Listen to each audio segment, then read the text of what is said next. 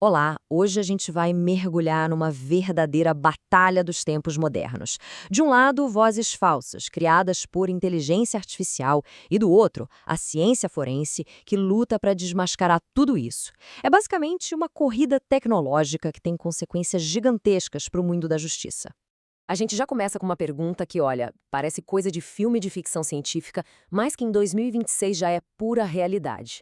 Será que a voz de uma pessoa pode ser usada contra ela mesma? Pensa bem, com a inteligência artificial generativa clonando vozes com uma facilidade que chega a assustar, a fraude digital deixou de ser algo distante e se tornou uma ameaça bem real e pessoal. E é exatamente aí, nesse cenário, que a perícia de comparação de locutor vira, assim, o nosso principal escudo. É a galera que tá na linha de frente, sabe? Lutando contra fraudes digitais, contra provas falsas em processos, porque no fim das contas a autenticidade de um único áudio pode definir o resultado de um caso inteiro.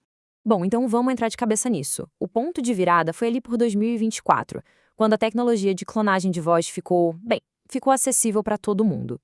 E isso, claro, criou um desafio que a gente nunca viu antes para o sistema de justiça. De repente, todo mundo precisou de novas ferramentas para conseguir diferenciar o que é real do que é uma imitação.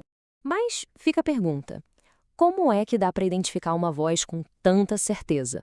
Bom, a resposta para isso está num conceito que é simplesmente fundamental na ciência forense. A gente vai explorar agora a ideia de bioassinatura vocal. É ela que é a base de tudo, que torna a identificação de alguém pela voz uma coisa possível. Pensa assim, a nossa voz é produzida por um sistema biológico que é, nossa, muito complexo. E o ponto-chave é o seguinte: o formato físico do nosso trato vocal, que inclui a faringe, a boca, o nariz, é totalmente único. Cada pessoa tem um. Então, essas cavidades funcionam como uma caixa de ressonância e acabam imprimindo características únicas nas ondas sonoras. É isso que cria uma assinatura que é só daquela pessoa, de mais ninguém. Só que, atenção, aqui tem uma diferença que é fundamental. Pensa numa impressão digital. Ela é um marcador biológico estático, não muda. Agora a voz é diferente, ela é comportamental. Ela muda com a emoção da pessoa, com a saúde, com a idade. E é exatamente por isso que a análise dela precisa ser bem mais complexa, bem mais estatística. Então tá, se é tão complexo assim, qual é a solução? Para dar conta do recado, a perícia moderna criou uma abordagem que é super rigorosa, que olha o problema por vários ângulos. Ela é conhecida como o método multidimensional. Bora ver como é que isso funciona na prática? Esse método, na verdade, ele junta 4 camadas de análise, uma complementando a outra. A primeira é a chamada auditivo-perceptual.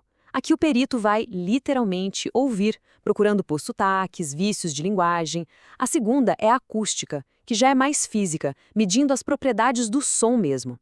A terceira é a espectrográfica, que é quando a voz vira uma imagem, um gráfico, para ser analisada visualmente. E por fim, a quarta, a biométrica automática, que usa a própria inteligência artificial para fazer a comparação estatística. E o interessante é que cada um desses métodos tem um peso diferente. A análise de ouvir, a auditiva, ela serve mais para dar um contexto. A automática, que usa IA, já entrega uma evidência estatística bem robusta. Mas o que é considerado o padrão ouro científico mesmo é a análise acústica. E por quê? Porque é ela que vai medir as propriedades físicas, objetivas do som. Coisas como as frequências formantes, os harmônicos, que são um reflexo direto da anatomia única da pessoa que falou. Ok, agora a gente chega no coração do problema. O trabalho do perito forense, hoje em dia, virou uma verdadeira caça. Uma caça pelas falhas, por menores que sejam, nas vozes criadas por inteligência artificial. É um trabalho de detetive digital mesmo, para achar qualquer rastro de manipulação. E tem uma citação que define essa nova realidade com perfeição. O que ela diz é que o perito dessa área, em 2026, tem que ser, antes de mais nada, um detetive de manipulação digital.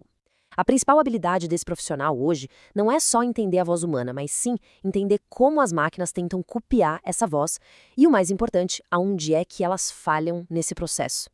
Tá, mas o que esses detetives digitais procuram exatamente? Bom, eles vão atrás de artefatos de compressão, que podem ser um chiado bem sutil, quase imperceptível. Eles buscam a ausência daquelas pequenas variações naturais que toda voz humana tem. E um ponto crucial, eles analisam a respiração e a produção dos sons. Essa relação entre respirar e falar de forma consistente é algo que os modelos de IA ainda têm muita dificuldade em replicar com perfeição. E a investigação não para só no som, não. Ela vai muito além do que a gente ouve. Porque um áudio é também um arquivo de computador, um arquivo de dados. E a análise do cabeçalho desse arquivo, dos famosos metadados, pode revelar se um áudio que era para ser original foi, na verdade, um arquivo que foi encaminhado, por exemplo. Isso pode desmascarar uma manipulação antes mesmo de a análise da voz começar. E tudo isso nos leva, claro, à aplicação final de toda essa ciência, o uso da voz como prova num tribunal. E aí, o jogo é outro.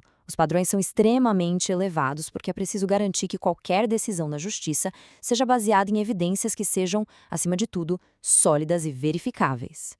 Agora, uma pergunta que todo mundo faz. Um perito pode chegar e bater o martelo com 100% de certeza de que duas vozes são da mesma pessoa? Olha, a resposta para isso talvez surpreenda muita gente, mas ela é um dos pilares da integridade científica. O ponto-chave é exatamente este. Um laudo pericial que é cientificamente honesto não trabalha com certeza absoluta, e sim com probabilidade. Então, as conclusões são coisas como altíssima probabilidade, e isso é sempre apoiado por uma estatística chamada razão de verossimilhança, ou likelihood ratio. E isso, veja bem, não é um sinal de fraqueza, muito pelo contrário, é a maior marca do rigor científico. E para que uma prova de áudio como essa seja aceita nos tribunais mais importantes, ela tem que passar por um checklist bem rigoroso que segue padrões internacionais.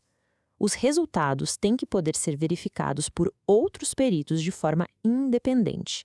A metodologia usada precisa ser aceita pela comunidade científica, a margem de erro estatística tem que ser declarada e, finalmente, a cadeia de custódia do áudio, ou seja, todo o histórico dele desde a gravação, tem que ser perfeita. Então, mesmo com toda essa ameaça dos deepfakes e da tecnologia avançando, a verdade é que a análise de voz, quando é feita do jeito certo, continua sendo uma ferramenta de investigação e uma prova absurdamente poderosa. A validade dela depende totalmente do rigor do método científico e da transparência de todo o processo forense. E isso tudo nos deixa com uma questão para a gente pensar, né? Conforme a tecnologia de clonagem de voz avança, a ciência forense é obrigada a correr cada vez mais rápido. Essa busca pela verdade, escondida no som, se tornou uma das fronteiras mais críticas e, ao mesmo tempo, mais fascinantes da nossa época.